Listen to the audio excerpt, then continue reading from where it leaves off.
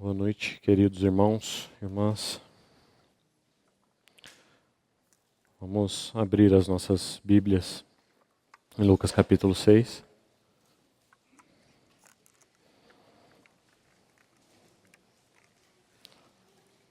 Vamos ler apenas os versículos de 12 a 16.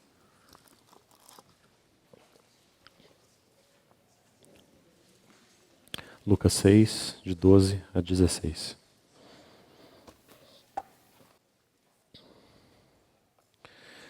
Naqueles dias, retirou-se para o monte, a fim de orar, e passou a noite orando a Deus.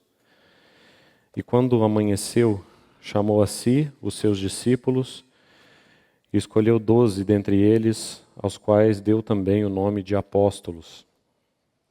Simão, a quem acrescentou o nome de Pedro, e André, seu irmão, Tiago e João, Filipe e Bartolomeu, Mateus e Tomé, Tiago, filho de Alfeu, e Simão, chamado Zelote, Judas, filho de Tiago, e Judas Iscariotes, que se tornou traidor. Vamos ter um tempo de oração. Senhor, nós te agradecemos porque mais esta noite o Senhor nos permite nos aproximarmos de uma cena como esta. Nós não somos capazes e nem muito menos dignos de nos aproximar de algo assim. Mas contamos, Senhor, tão somente com a Tua misericórdia e graça para falar, para ouvir e para entender a Tua palavra. Toma esse tempo de meditação nas Tuas mãos e tira dele o Teu proveito. É assim que te pedimos, em nome de Jesus.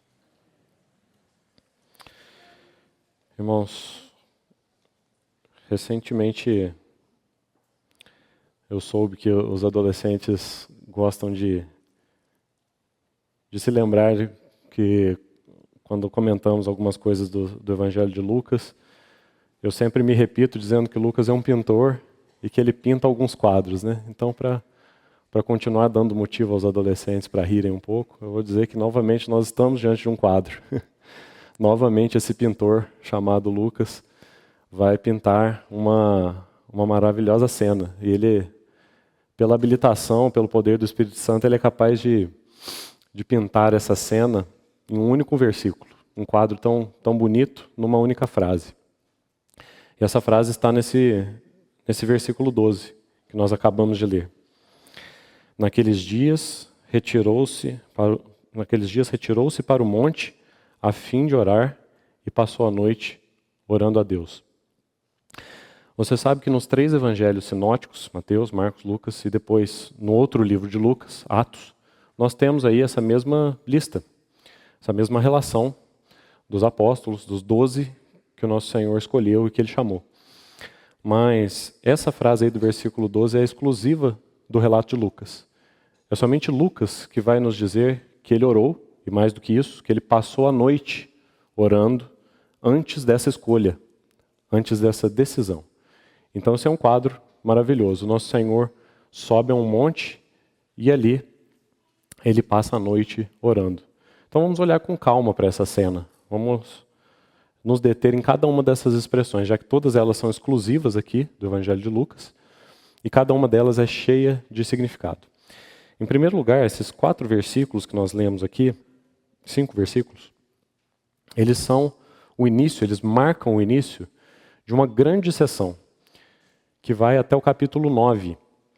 Então, aqui nos versículos que nós lemos, nós temos o chamamento dos discípulos, e lá no capítulo 9 nós temos o Senhor enviando os discípulos. Então aqui ele chama e até o 9 ele envia. Então nós estamos aqui diante do início de uma cena ainda maior. A cena da escolha dos apóstolos é a cena que abre essa cena maior, que vai da escolha deles até eles serem enviados para pregar, no capítulo 9. E esse versículo então começa dizendo assim: naqueles dias. A primeira pergunta que nós precisamos nos fazer é: que dias? Que dias são esses? Por que naqueles dias? Quais são esses dias? O que nós vimos até aqui? Que dias são esses? por todo o capítulo 5, e mesmo nas duas primeiras cenas desse capítulo 6, que foram compartilhadas pelo nosso irmão nas últimas 2 semanas, nós vemos o Senhor crescendo em popularidade. Cada vez mais ele se torna conhecido, cada vez mais as pessoas sabem que ele prega, ele faz milagres. E conforme cresce a sua popularidade, cresce também a sua oposição.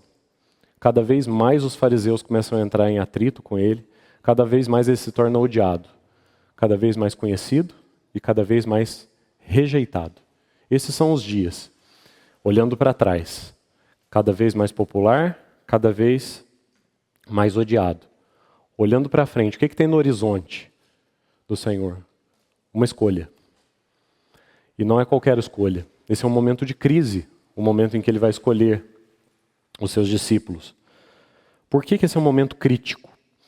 Existe uma frase de um estudioso que eu anotei aqui, palavra por palavra, porque ele é muito preciso na colocação dele. Ele vai dizer assim: a escolha dos 12 é o primeiro ato organizador ou o primeiro ato governamental de Jesus. E fora os sacramentos, por exemplo, o batismo, quando lá no Evangelho de Mateus ele diz: ide, pregai, e aquele que crê seja batizado. Então ele institui o batismo, ele institui a mesa do Senhor quando ele diz: fazei isto em memória de mim. Então, exceto esses atos, o batismo é um sacramento, a ceia é um sacramento, exceto os sacramentos, esse é o único ato que nós podemos chamar de um ato governamental, um ato administrativo, um ato organizador de Jesus. É o primeiro e fora os sacramentos, ele é o único. Ele vai tomar então uma decisão governamental, uma decisão de autoridade. Este é o primeiro ato governamental realizado por Jesus e, exceto os sacramentos, é o único. Pois era esse colégio, uma vez constituído, que um dia faria todo o resto. Como que nós podemos ler essa frase de outra maneira? Por que esse era um momento de crise? Por que o momento em que ele escolheria os seus discípulos era um momento tão crucial na vida dele? Nós podemos dividir o Evangelho de Lucas conforme os períodos que ele narra. Até o batismo, que acontece ali na metade do capítulo 3, você tem 30 anos. Jesus é batizado aos 30 anos de idade. Depois da metade do capítulo 3 até a transfiguração no capítulo 9, você tem 3 anos. E depois da transfiguração na metade do capítulo 9 até o final, morte e ressurreição, capítulo 24, você tem 6 meses. Então onde é que nós estamos? No meio dos 3 anos. Pelo menos 1 ano de ministério já tinha se passado, algo em torno disso, quando o Senhor vai fazer essa escolha. O que está diante dos olhos do nosso Senhor? Daqui a mais 3 anos, cerca de 3 anos, toda a vontade e a autoridade de Deus aqui na terra será exercida não mais pelo corpo que ele, Jesus, assumiu por meio da sua encarnação, mas será realizada, a vontade de Deus na terra será realizada pelo corpo que ele assumiu pela sua redenção, a igreja. E é aqui que ela começa. O ministério do nosso Senhor, o fim estava diante dele. Daqui a mais 3 anos, ele não estaria mais no corpo da sua encarnação. Então ele começa aqui a preparar o corpo da sua redenção. Até aqui, a vontade de Deus no céu foi realizada na terra através do seu corpo físico. Daqui a 3 anos, a vontade de Deus na terra seria realizada pelo seu corpo espiritual. Colossenses 1, 24, Paulo diz assim: eu preencho em mim o que resta das aflições de Cristo em favor do seu corpo, vírgula, que é a igreja. O seu corpo, que é a igreja. Jesus está aqui, ainda em forma embrionária, estabelecendo a sua igreja. É por isso que é um momento de crise. Esse será o seu corpo, quando o seu corpo físico não estivesse mais aqui na terra. Então, esses são aqueles dias, né, a metade do seu ministério. E aí a próxima frase diz assim: retirou-se para o monte, a fim de orar. Ele se afastou das interrupções, se afastou de tudo que o pudesse distrair. Ele deixou para trás tanto a bajulação daquelas multidões que estavam atrás dele, atrás de curas, né? Até que ele já tinha realizado tantas curas, tinha acabado de curar um homem da mão ressequida, e as multidões o bajulavam andavam atrás dele atrás de cura. E ele deixa esses bajuladores para trás, ele deixa aqueles fariseus, capítulo 5, capítulo 6, o tempo todo nós vemos os fariseus em atrito com ele, deixa o atrito dos fariseus, deixa a bajulação das multidões e retira-se. Retira-se para o monte a fim de orar. Tantas vezes nós já vimos aqui no Evangelho de Lucas que esse é o evangelista que narra pelo maior número de vezes as cenas de oração do nosso Senhor. Já ouvimos no capítulo 3 ele orando durante o seu batismo, no capítulo 5 ele se afastando das multidões depois das muitas curas, agora pela terceira vez subindo ao monte antes da escolha dos apóstolos, depois no capítulo 9, antes da confissão de Pedro, quando Pedro vai dizer, tu és o Cristo, e é quando Jesus prediz a sua morte pela primeira vez, é a primeira vez que ele anuncia para os seus discípulos que ele vai morrer. Depois, ainda no capítulo 9, no Monte da Transfiguração, e depois, no capítulo 22, a última vez que o Senhor é visto orando nesse Evangelho de Lucas, no jardim do Getsêmani. Então agora nós vemos o Senhor subindo a um monte num momento de crise. A crise do momento que se aproxima da escolha dos seus discípulos, do plantio daquele embrião da igreja. Depois ele desce do monte e aí ele vai subir novamente ao Monte da Transfiguração. E naquele monte ele está orando. Enquanto ele ora, Lucas nos diz, ele se transfigura diante dos seus discípulos. E aí ele desce esse outro monte. E ali 6 meses depois, ele vai subir o último monte. O próximo monte que está diante dele é o Monte do Calvário.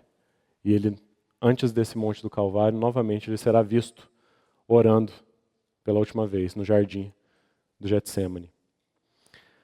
Em todos os seus momentos de crise, o Senhor se afastou de todo barulho, de toda interrupção e procurou o seu momento a sós com o seu Pai. É isso que ele está fazendo aqui. Naqueles dias de bajulação e de oposição, dias em que estava diante dele uma decisão crucial, ele se retira para o monte a fim de ter um momento a sós com o seu Pai, sem ser interrompido. E aí, mais do que isso, Lucas nos diz a próxima frase, retirou-se para o monte a fim de orar e passou a noite. Essa expressão passou a noite, na verdade no original é uma palavra só. E essa palavra não aparece nenhuma outra vez no Novo Testamento, ela só acontece aqui nesse ponto. Passou a noite. É a única vez que é dito para nós que o Senhor atravessou uma noite inteira, ele não dormiu. Ele passou a noite inteira, ele atravessou aquela noite orando. E a próxima frase é ainda mais impressionante, porque se essa aqui não aparece em nenhum lugar do Novo Testamento, só aqui, a próxima frase, orando a Deus, não aparece em lugar nenhum da literatura grega. Até os tradutores tiveram dificuldade para chegar nessa tradução aqui, porque não tem nenhuma outra expressão paralela, não só nos escritos dos evangelhos, mas em mais nada da literatura grega. Existe um erudito chamado Young, que empreendeu uma tradução da Bíblia, uma tradução das Escrituras, que é chamada tradução literal de Young. E esse irmão, então, ele se preocupa, como o nome da tradução sugere, em ser o mais literal possível. Então, ele tenta não comprometer nada da literalidade da palavra, e para que isso aconteça, ele acaba, às vezes, truncando a frase. A frase fica meio truncada, mas ele prefere que a frase fique truncada do que perder o sentido mais próximo do literal. Então, Young vai traduzir assim: passou a noite na oração de Deus. Passou a noite na oração de Deus. Foi assim que ele conseguiu traduzir essa frase, que não tem nenhuma tradução em outra obra. Passou a noite na oração de Deus. Você sabe o que isso significa? Foi a maneira que Lucas encontrou para dizer o seguinte: Deus o Pai, ali naquele momento, Deus o Filho, Jesus, em comunhão com Deus o Pai, Deus o Pai não era apenas o alvo das palavras do Senhor. Você percebe que nós corremos o risco de entender essa frase assim? Passou a noite orando a Deus. Então, ele estava ali naquele monte falando com Deus. Deus o Pai era o alvo das suas palavras. Era o seu interlocutor. Era aquele com quem ele estava conversando. É mais do que isso. Às vezes nós corremos o risco de entender isso, orando a Deus, estava falando com o Pai. É muito mais do que isso. Ele passou a noite na oração de Deus. Deus não era somente, Deus o Pai, não era somente o seu interlocutor, não era somente com quem ele estava falando. Deus o Pai era o alvo, o objeto das suas orações. Os interesses do Pai, a vontade do Pai, o governo do Pai. Esse era o assunto da oração. Deus o Pai era mais do que o alvo das suas palavras. Ele era o assunto da sua oração. Você se lembra quando os discípulos pedem que o Senhor os ensine a orar? Como é que ele ensina? Lucas vai dizer isso no capítulo 11, mas eu prefiro que você veja a referência de Mateus. Não precisamos abrir para ganhar tempo, mas é Mateus 6, de 9 a 13. A conhecida oração do Pai Nosso, não é? Como é que ele ensina lá em Mateus? Eu preciso citar Mateus por causa dessa frase que Lucas não cita. Pai nosso que estás no céu, santificado seja o teu nome, venha o teu reino, isso Lucas diz, mas só Mateus registra, seja feita a tua vontade, assim na terra como no céu. Você entende qual era o assunto da oração? Você entende o que ele estava fazendo naquele monte? Ele não estava simplesmente conversando com o Pai. Ele estava em um momento de intimidade, de comunhão com o seu Pai, dizendo assim, Pai, a tua vontade aqui na terra, a tua vontade no céu seja feita aqui na terra. Nesses últimos 30 anos, a tua vontade tem sido feita aqui na terra através do meu corpo. Mas chegará um tempo, chegará um momento em que a tua vontade nos céus será feita aqui na terra por meio deste corpo. E agora chegou o momento em que eu preciso decidir. Eu preciso escolher quem é que fará parte. Quem é que o Senhor, quem é que Deus o Pai deseja que faça parte? Quem são os teus escolhidos? Quem são aqueles que o Senhor deseja que sejam parte desse corpo espiritual? Porque o meu corpo físico em breve não estará mais aqui. Então, ele passa a noite na oração de Deus, nesse ambiente de comunhão, passa a noite na oração de Deus. A palavra oração mesmo, a tradução aí proseuque, ela, com o passar do tempo, com o passar dos anos, ela foi sendo entendida não só como a tradução literal, oração, mas também como os lugares de oração. Quando o Senhor diz assim, por exemplo, lá na purificação do templo, a minha casa será chamada casa de oração. A palavra é a mesma que está aí, casa de oração. Então, mais do que o interlocutor do nosso Senhor Jesus, o Pai era o alvo, o assunto, e ele era também o ambiente, o lugar. Agora você entende essa frase, que passou a noite na oração de Deus? Deus o Pai não era só o seu interlocutor, Deus o Pai era o assunto, sua vontade, seus interesses. Mais do que isso, Deus era o ambiente no qual aquela oração estava acontecendo. Deus o Pai, em comunhão com Deus o Filho, através de Deus o Espírito. Deus era o assunto, Deus era o ambiente. E porque Deus era o assunto e Deus era o ambiente, Jesus passou aquela noite inteira, desperto naquele monte, na oração de Deus. É assim que a frase vai ser melhor traduzida. Passou a noite na oração de Deus. Versículo 13. Quando amanheceu, chamou a si os seus discípulos. Aqui um grupo maior, evidentemente, né? Muitas pessoas o seguiam. Conforme nós já dissemos, ele vinha crescendo cada vez mais em popularidade. Muita gente o cercava, muitas pessoas estavam ao redor dele enquanto ele subiu aquele monte. E quando amanheceu, ele chamou-se os seus discípulos, um grupo maior, e desse grupo maior escolheu 12 dentre eles, aos quais deu também o nome de apóstolos. E aí nós sabemos o que significa apóstolos. Pelo uso, essa palavra passou a dar a entender enviados, mensageiros. De fato, é isso mesmo que ela significa. Um apóstolo é um mensageiro, é aquele que foi enviado para uma missão. Esse é um apóstolo. Mas a palavra em si, ela significa literalmente, para usar de novo o sentido literal da palavra, apostolos, ou apostelos, separado, firmado à parte. Apo, à parte, estelos, firmado, estabelecido. Aqueles que foram estabelecidos, firmados à parte. E aí, de novo, nós vamos precisar do socorro de outro evangelista aqui para nos lembrar. Você se lembra como é que Marcos narra essa mesma cena aqui? A cena da escolha dos 12? Ele escolheu aqueles que ele mesmo quis, para estarem com ele e para os enviar. Apóstolo é sim os enviados, porque o Senhor os escolheu para os enviar. Mas antes de os enviar, Marcos diz outra coisa primeiro, para estarem com eles. Então o Senhor os tornou apostelos, firmados, separados à parte. Separados à parte para estarem com eles, tirados do meio daquele grupo. Estava cheio de discípulos ali no pé do monte, e daqueles muitos, o Senhor escolheu 12, separou à parte. E porque ele separou à parte, por isso ele os chamou de apostelos, apóstolos, os separados à parte.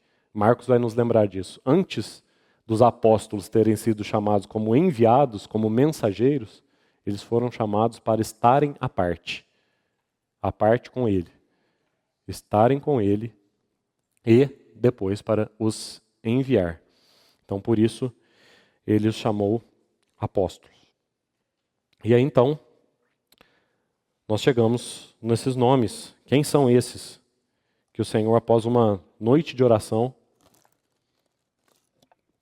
ele entendeu que era a vontade do Pai que ele chamasse?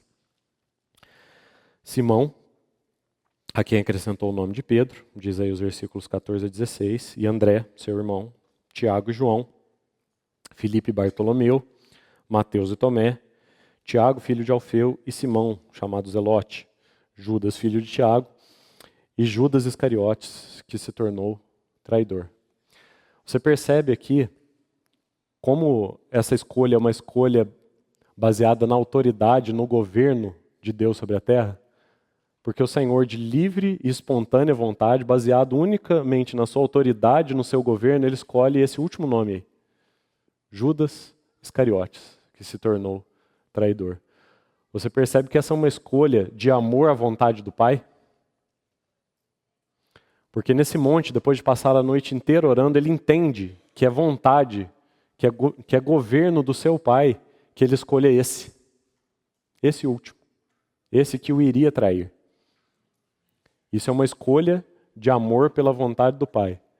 Porque no último monte que nós vemos orando, nós acabamos de nos lembrar de quais são as cenas em que o Senhor está orando, né? Então ele ora nesse monte para escolher os discípulos, depois ele ora de novo no monte da transfiguração, e depois ele vai orar de novo no monte das oliveiras, onde fica o jardim do Getsemane. E quando ele está orando nesse jardim do Getsemane, esse mesmo que ele escolheu depois de passar a noite orando no monte, agora quando ele está orando no Getsemane, esse mesmo que ele escolheu chega com uma guarda. E se aproxima dele e lhe dá um beijo. Essa é uma escolha de amor à vontade do Pai. Você se lembra o que ele está orando no Getsemane? Pai, se possível for, passa de mim este cálice. Porém não seja como eu quero, mas como? Mais uma vez o Senhor está orando e escolhendo a vontade do Pai. Aqui nesse monte ele escolheu a vontade do Pai, ele chamou Judas. E lá no Getsemane ele escolheu de novo a vontade do Pai. Não seja feito como eu quero, seja feito como tu queres. E aí esse mesmo que ele escolheu nesse monte, volta naquele outro monte, agora com uma guarda. O Senhor escolheu a vontade do Pai. Mais do que isso, nós temos aí os nomes, então, de todos esses apóstolos. E agora eu preciso fazer uma linha de raciocínio com os irmãos aqui que é um pouco comprida. Então, eu peço que os irmãos fiquem acordados e me acompanhem. Vamos começar lá atrás, do Velho Testamento. Vamos a Isaías, os adolescentes que gostam dos quadros aí. Agora o quadro é grande, é extenso. Então vamos a Isaías, capítulo 28.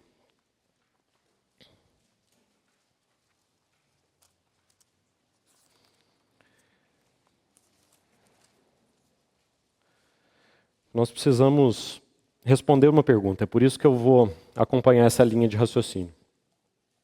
Qual era o propósito do Senhor quando ele chamou esses 12? Para que ele chamou? Qual era a sua intenção? O que Jesus pretendia fazer com esses 12 que ele chamou.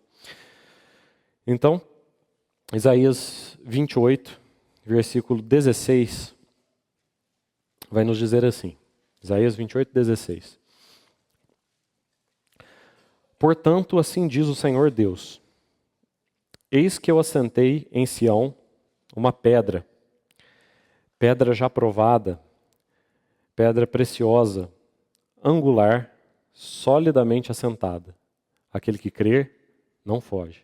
Veja bem, Senhor Deus o Pai plantou em Sião, assentou em Sião uma pedra provada, angular e preciosa. Percebe quais são os adjetivos dessa pedra? Provada, angular e preciosa. Vamos ver esse mesmo texto citado agora no Novo Testamento para nós não termos dúvida. Eu penso que os irmãos já não têm nenhuma dúvida de quem é que é essa pedra aqui, né? Mas caso reste alguma dúvida, então, por favor, me acompanhe à primeira epístola de Pedro.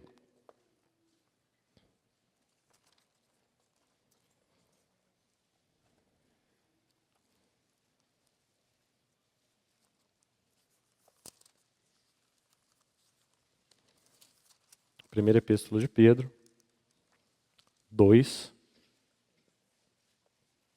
Vamos ler primeiro o versículo 4.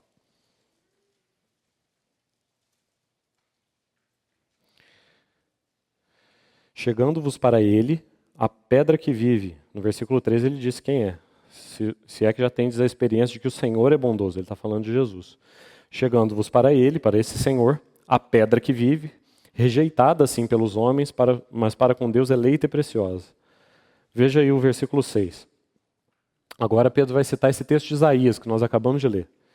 Por isso está na Escritura, lá em Isaías 28. Eis que põe em Sião uma pedra angular, eleita e preciosa. Angular, eleita e preciosa, os 3 adjetivos. E quem nela crer não será, de modo algum, envergonhado. Então, Jesus é uma pedra preciosa. Esse é aquele que o Pai plantou em Sião, lá desde Isaías. E agora Pedro está nos dizendo quem é. Esse Senhor Jesus é uma pedra angular, eleita e preciosa, plantada em Sião. Agora, um pouco mais à frente, Apocalipse, capítulo 4.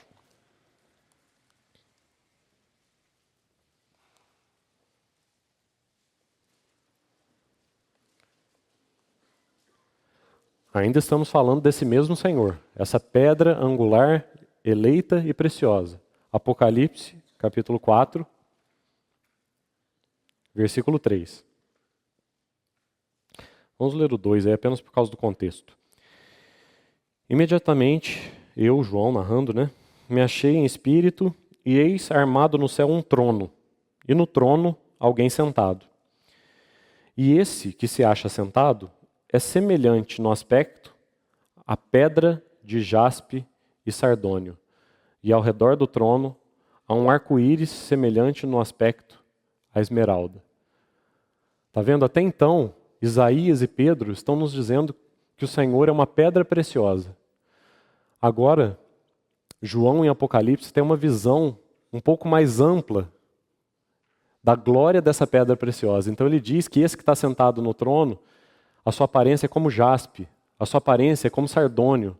A glória do arco-íris ao redor daquele trono é como uma esmeralda. Você está vendo que a visão de João está se alargando? Isaías viu o Senhor plantando em Sião uma pedra preciosa. Pedro viu quem era essa pedra preciosa. Ele diz, esse Senhor que é bondoso, ele é essa pedra que foi rejeitada pelos construtores, mas para nós ele é uma pedra preciosa, eleita, angular, preciosa. E agora a visão de João começa a se alargar. E ele vai ver que essa pedra preciosa tem uma aparência de jaspe, que a maioria dos irmãos concorda que essa pedra de jaspe não é o jaspe moderno de hoje, mas esse jaspe aqui da época de Apocalipse possivelmente é o diamante. Então aquele que estava assentado no trono tinha um aspecto de jaspe, de sardônio, e ao redor do trono havia um arco-íris cujo aspecto era como uma esmeralda. Então temos aí jaspe, sardônio e esmeralda. A visão de João começa a se alargar. E esse Jesus, que é uma pedra preciosa, tem aspecto de jaspe, de sardônio e de esmeralda. E aí então nós vamos chegar ao Apocalipse 21.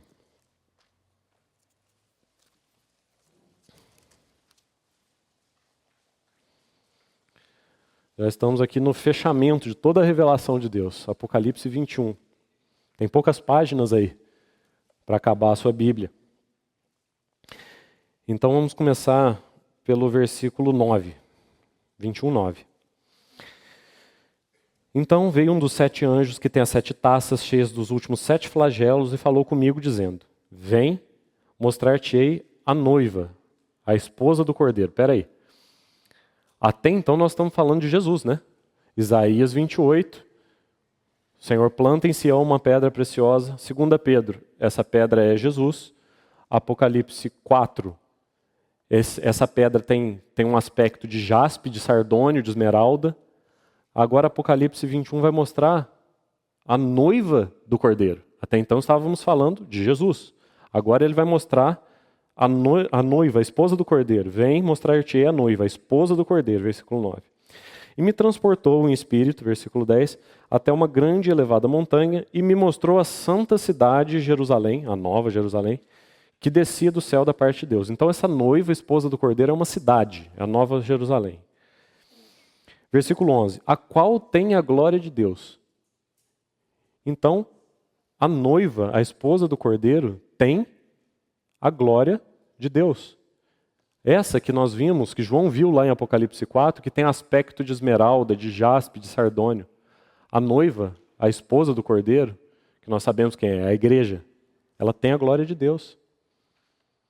Aquele que tem um aspecto de jaspe, de esmeralda, de sardônio, essa noiva aqui de Apocalipse 21, ela tem a glória de Deus. Nós precisamos nos lembrar de João 17, 22. Lembra da oração sacerdotal?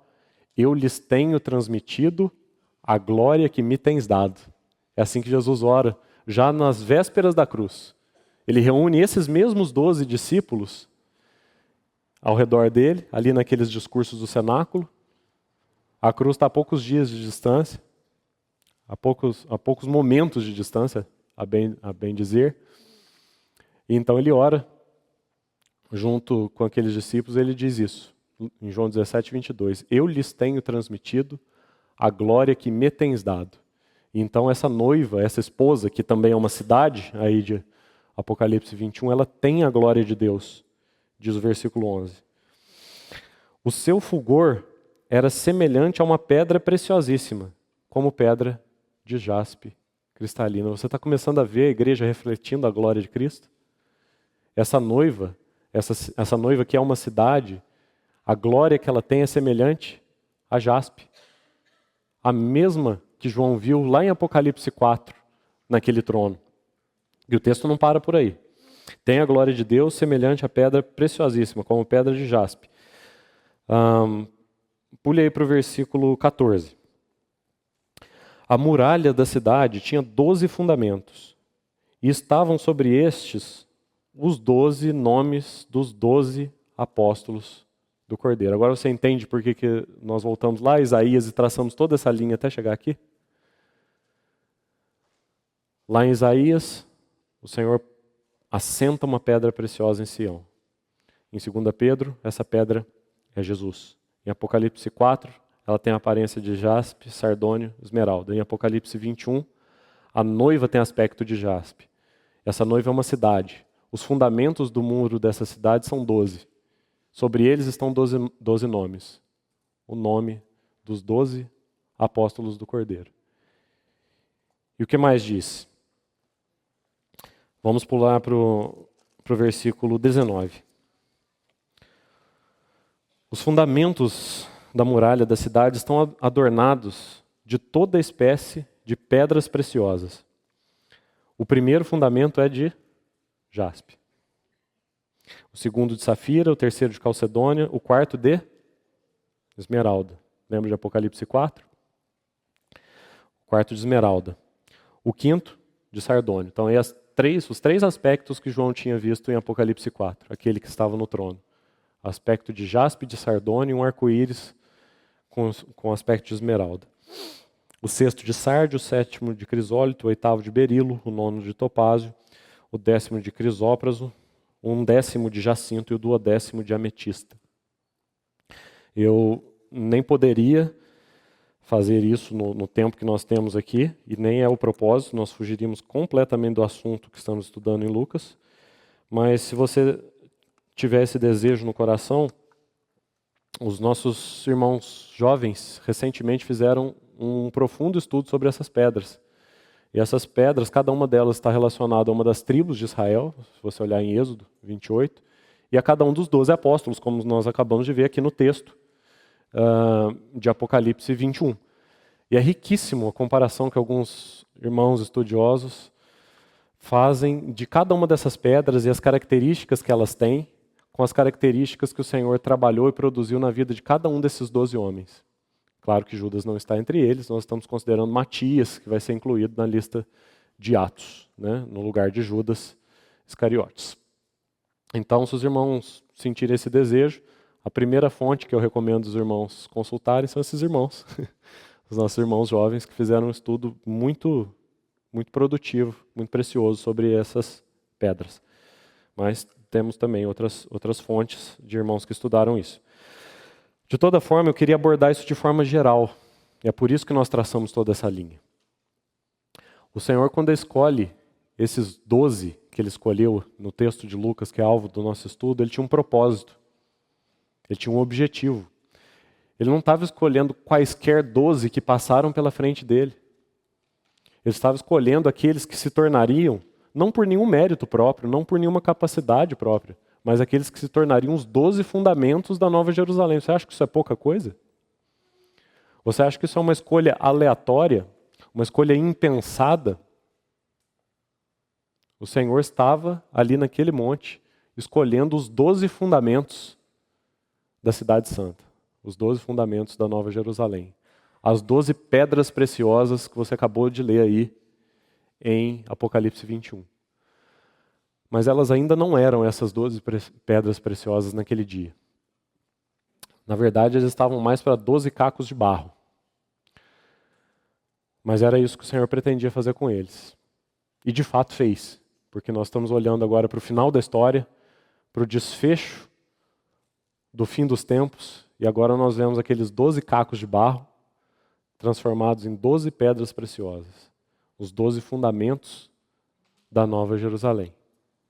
O Senhor é capaz, foi capaz de fazer isso com ele e é capaz de fazer isso conosco.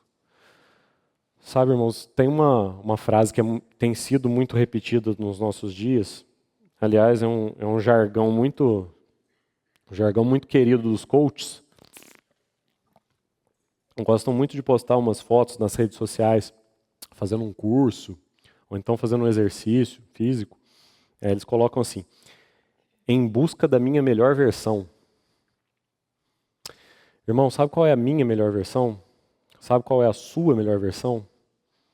É a versão que parece menos comigo, menos com você e mais com o Senhor. Essa é a minha melhor versão. Eu não sei você, irmão, mas eu estou bastante cansado de parecer comigo mesmo. Não foi para isso que o Senhor nos chamou. A nossa melhor versão é deixar de parecer conosco e passar a parecer com Ele. Então aquele que João viu com a aparência de jaspe, agora o primeiro fundamento, e eu não posso me alongar, mas esse primeiro fundamento é Pedro, nós sabemos disso porque Pedro é o que aparece primeiro nas 4 listas, Mateus, Marcos, Lucas e Atos. Pedro é o primeiro nome citado nessas 4 listas, então nós sabemos. Outros nomes são um pouco mais difíceis de nós identificarmos com qual pedra que está associado, mas Simão Pedro, que é o primeiro das 4 listas de apóstolos, ele é quem está associado a esse primeiro fundamento que é de jaspe. Então, talvez fosse importante que nós considerássemos alguma coisa sobre a vida desse apóstolo. Como que esse caco de barro, chamado Simão Pedro, veio a se tornar um fundamento de jaspe na muralha da Nova Jerusalém. Isso é ou não é impressionante? Esse primeiro escolhido do nosso Senhor, o primeiro nome das 4 listas, Simão Pedro. Quem era esse? Se você olhar, penso que nós poderíamos não abrir para ganhar tempo, mas pode anotar aí a referência. Está no Evangelho de João 1,42. João 1,42. Quando o Senhor vai chamar Simão Pedro, ele diz assim, João 1,42, tu és Simão, filho de João, ou Simão Bar-Jonas, ou Simão, filho de João. Simão e Jonas, ou Simão e João, eram os dois nomes mais comuns da Palestina naquela época. Se tivesse lista telefônica, não tinha ainda, né? Mas se tivesse lista telefônica, metade era de Simão, metade era de João. Né? Na lista telefônica da Palestina naquela época. Então o Senhor olha para aquele homem e diz assim, você é o Simão, filho do João. Você é um José ninguém. Você é o José, filho do João. Né? Você é ninguém. Você é o Simão, filho do João. Tu serás Cefas. Tu serás chamado Cefas. E Cefas quer dizer pedra, uma pedra. Por isso, ele passou a ser conhecido a partir dali como Simão Pedro. Simão, filho do João, tu serás pedra. Então, a partir do momento que o Senhor encontra aquele caco de barro, aquele José ninguém chamado Simão, filho do João, ele o chama e esse Simão, filho do João, se torna uma pedra. Pedro. Cefas. Mas sabe, irmão, uma pedra tem que passar por muito trabalho até que ela se torne uma pedra preciosa. Existe um dado interessante. 1 centímetro cúbico de carbono, porque existem duas substâncias encontradas na natureza que são puramente carbono, constituídas unicamente por átomos de carbono. Grafite e diamante. Não preciso dizer quanto custa um e quanto custa o outro, né? E nem qual dos dois é mais duro, mais resistente, e nem mais precioso. Os dois são carbono, puro. Só que para que 1 centímetro cúbico de grafite se transforme em 1 centímetro cúbico de diamante, você precisa de 57 toneladas de pressão e 2.740 graus Celsius de calor. É assim que 1 centímetro cúbico de grafite se torna 1 centímetro cúbico de diamante.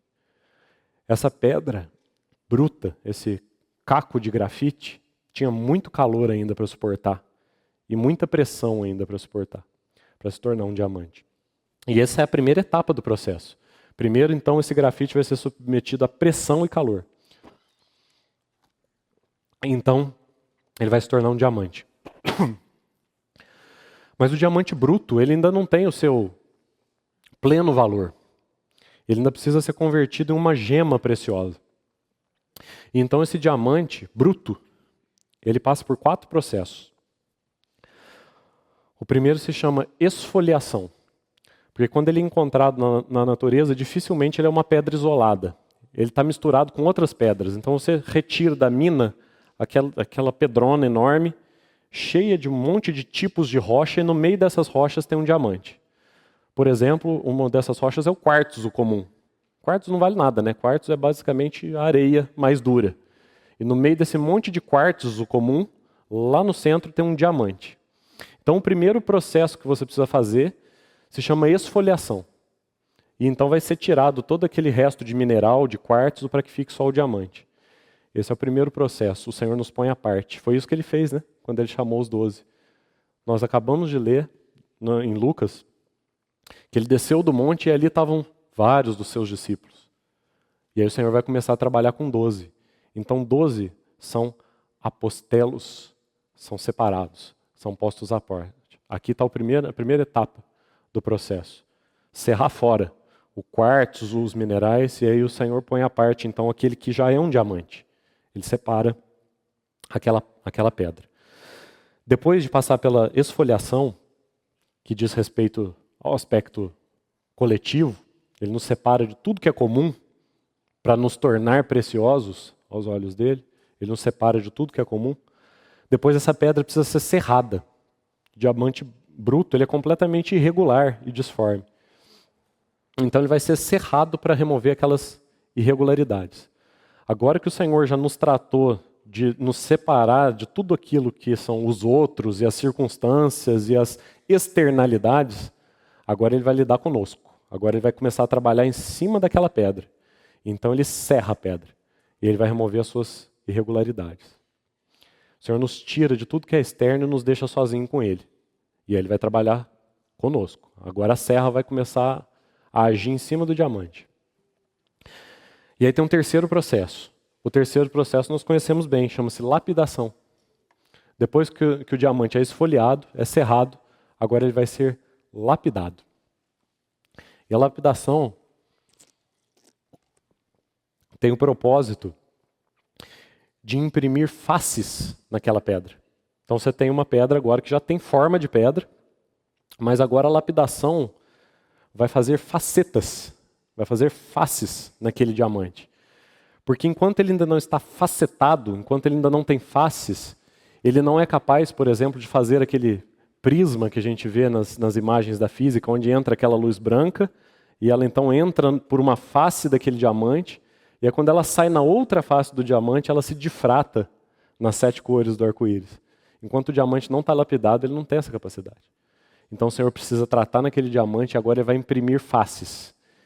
Ele vai lascar as bordas e fazer faces naquele diamante. E sabe que coisa preciosa, irmão? Cada pedra preciosa que foi citada aí nessa lista, o jaspe, a safira, a calcedônia, a esmeralda, cada pedra tem uma forma de lapidação. Você não lapida uma esmeralda, você não corta as faces dela do mesmo jeito que a do diamante, nem do topázio.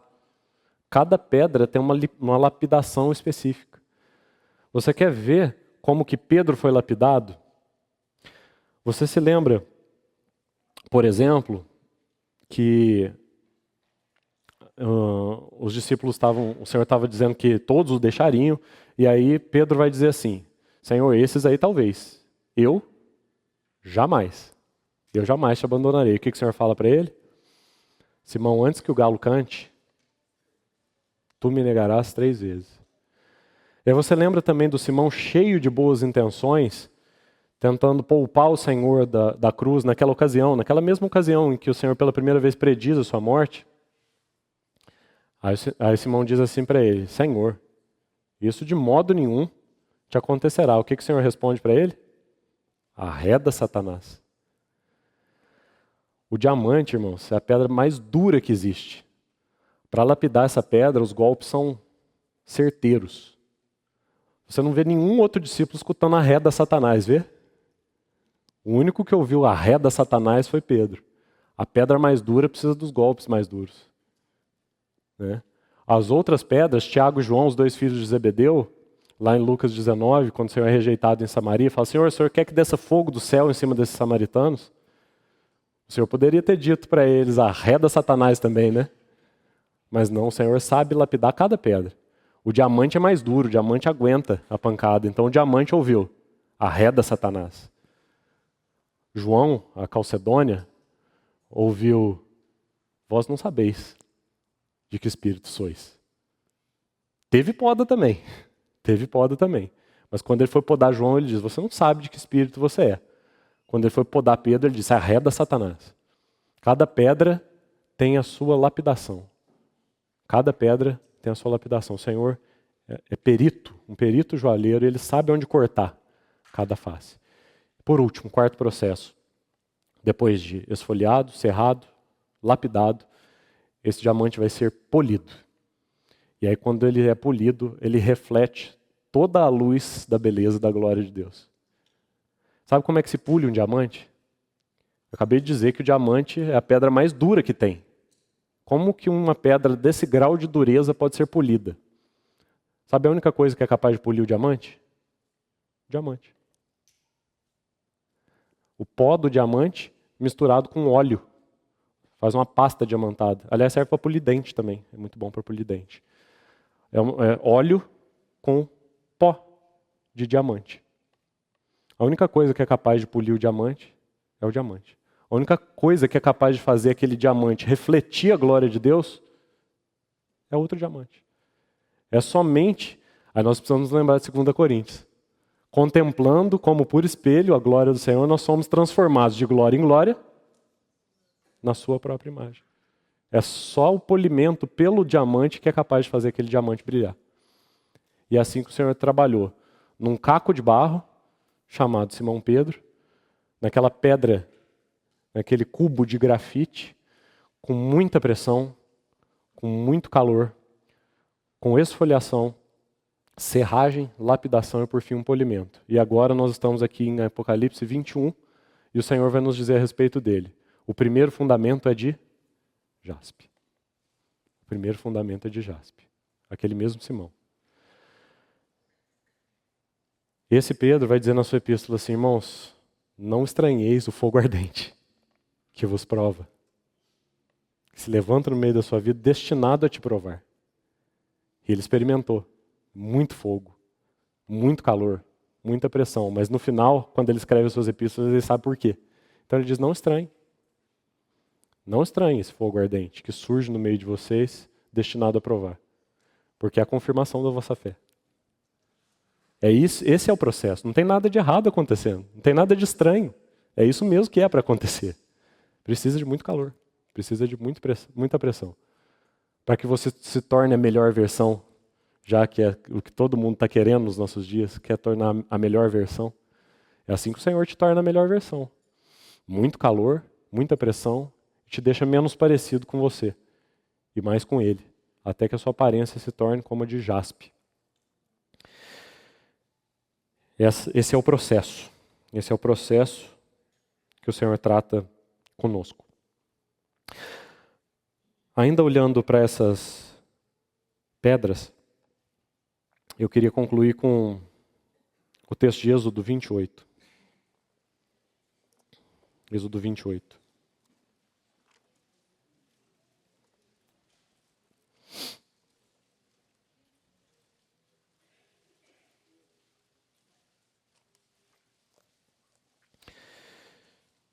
Êxodo 28.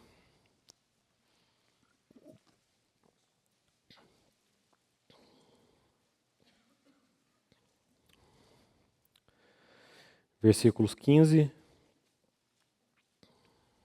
16 e 17.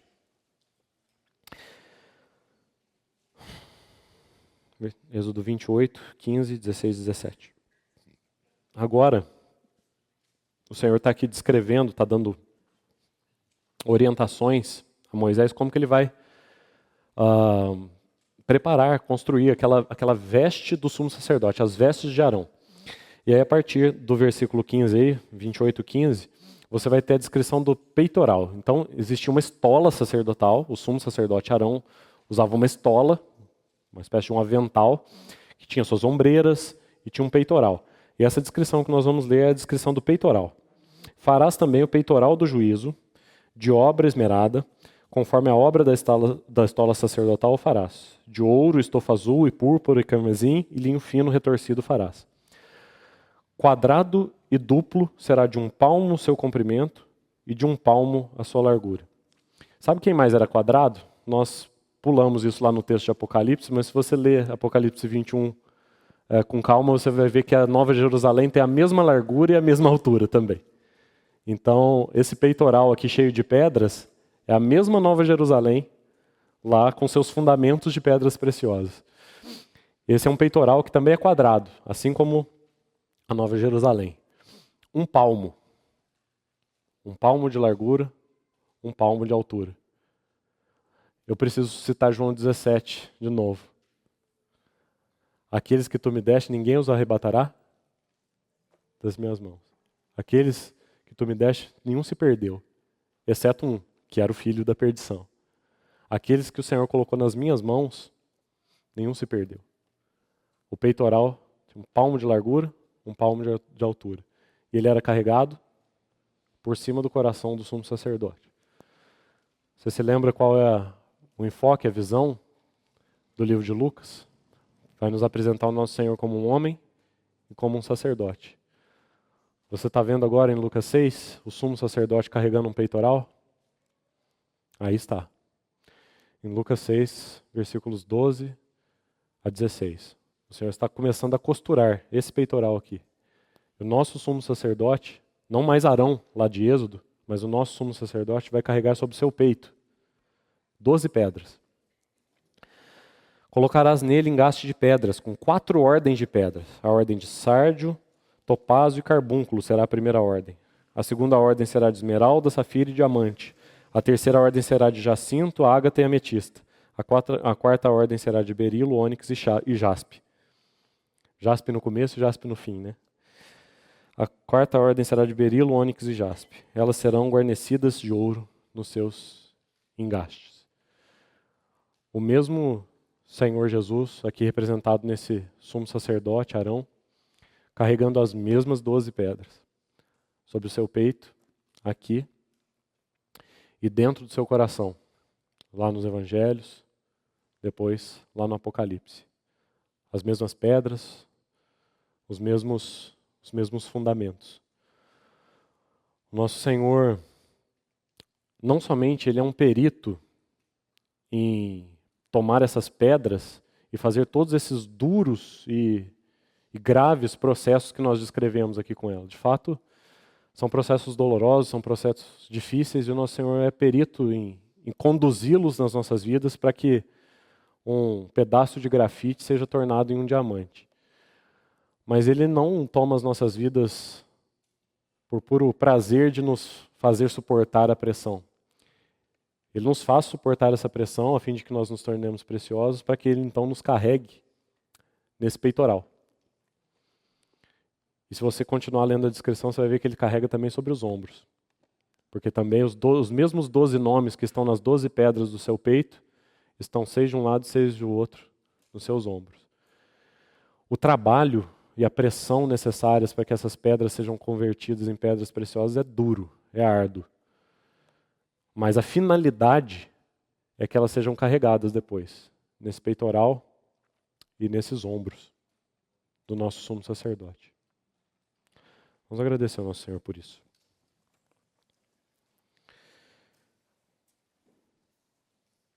Senhor, que mistério é para nós o Senhor ter escolhido esses 12 homens. E que mistério ainda maior é o Senhor ter nos escolhido.